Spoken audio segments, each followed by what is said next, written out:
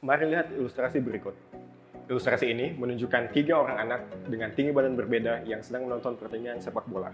Ketiganya penting untuk memahami mengenai keadilan iklim yang menjadi bahasan kita pada video kali ini. Ilustrasi ini menunjukkan prinsip equality, equity, dan justice. Ketiganya merupakan prinsip yang digunakan dalam mengatasi ketidakadilan atau ketimpangan terkait akses atas sumber daya dan hak atas kehidupan yang layak. Mari kita bahas satu persatu. Penerapan dari prinsip equality memberikan solusi atas masalah yang sama untuk semua orang. Dalam gambar ini, ketiga anak diberikan kotak dengan dimensi yang sama. Dalam prinsip equity, masing-masing orang diberikan solusi yang berbeda sesuai kebutuhan, agar semuanya dapat mendapati akses dengan setara. Dalam gambar ini, masing-masing anak diberikan kotak dengan dimensi yang berbeda, agar ketiganya dapat menonton pertandingan dengan setara. Sedangkan dalam prinsip justice, penghalang disingkirkan sehingga semuanya dapat mengakses sumber daya secara merata. Dalam gambar ini, pagar penghalang disingkirkan sehingga ketiganya dapat menikmati pertandingan tanpa bantuan. Setelah memahami ketiganya, mari kita masuk ke bahasan mengenai keadilan iklim.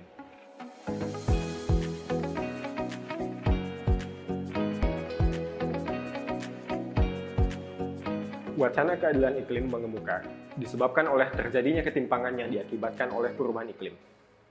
Perubahan iklim adalah fenomena global yang dampaknya bisa kita rasakan, sekalipun mungkin tidak kita sadari. Perubahan iklim berdampak pada berbagai aspek kehidupan, mulai dari lingkungan, kesehatan, hingga ekonomi. Kendati demikian, dampak yang dirasakan tidak sama oleh setiap individu. Ambil contoh, saat gelombang panas atau heatwave melanda, orang-orang yang mampu mengakses pendingin ruangan tentu tidak terlalu merasakan dampaknya. Bandingkan dengan kelompok masyarakat miskin yang tidak punya akses terhadap pendingin ruangan. Demikian juga halnya dengan anak-anak, lansia, dan ibu hamil yang tentunya lebih rentan terhadap dampak peningkatan suhu yang ekstrim. Hal ini yang kemudian mendasari munculnya wacana mengenai keadilan iklim atau climate justice.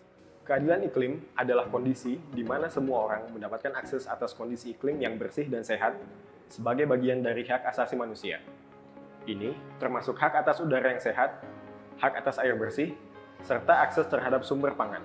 Kembali ke ilustrasi sebelumnya. Dalam prinsip equality dan equity, solusi yang diberikan bersifat insidentil. Sedangkan dalam prinsip justice, solusi yang diberikan merupakan solusi jangka panjang yang menyasar akar permasalahan. Pertanyaan selanjutnya, dapatkah kita mewujudkan keadilan iklim? Dalam menjawab pertanyaan ini, ada beberapa hal yang perlu menjadi perhatian kita. Hal pertama yang perlu kita lakukan adalah memahami isu secara utuh. Dalam konteks perubahan iklim, permasalahan ini juga harus dilihat sebagai permasalahan sosial, ekonomi, dan politik. Bukan hanya masalah lingkungan saja. Ada faktor ekonomi yang menyebabkan dampak perubahan iklim dirasakan secara berbeda oleh setiap orang.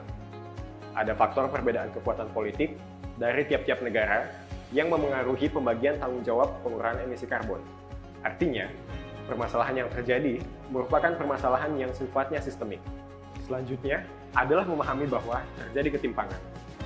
Seperti penjelasan sebelumnya, perbedaan kondisi ekonomi, kekuatan politik, lokasi geografis, dan latar belakang budaya menyebabkan setiap orang menerima dampak perubahan iklim secara berbeda. Ironisnya, pihak yang paling sedikit berkontribusi terhadap perubahan iklim justru adalah pihak yang paling merasakan dampak dari perubahan iklim. Contohnya, masyarakat kurang mampu yang menjadi korban dari bencana seperti banjir. Padahal, mereka adalah pihak yang paling sedikit menghasilkan jejak karbon. Atau, masyarakat pesisir yang merasakan dampak dari naiknya muka air laut. Selanjutnya, menjauhi skeptisisme dan memulai dari hal kecil. Beberapa orang beranggapan bahwa persoalan perubahan iklim adalah persoalan yang terlampau besar dan kompleks. Padahal, kita bisa melakukan perubahan dari hal-hal sederhana. Mengatur pola konsumsi, serta memengaruhi orang di lingkungan terdekat untuk lebih peduli terhadap lingkungan adalah salah satu dari contohnya.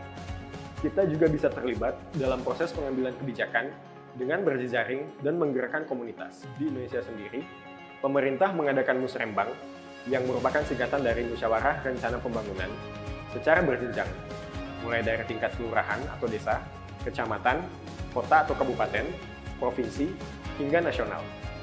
Ini merupakan forum partisipatif yang bersifat inklusif, di mana kita semua dapat terlibat memberikan masukan terkait rencana pembangunan. Kita dapat memberikan masukan untuk menentukan arah pembangunan yang berwawasan lingkungan.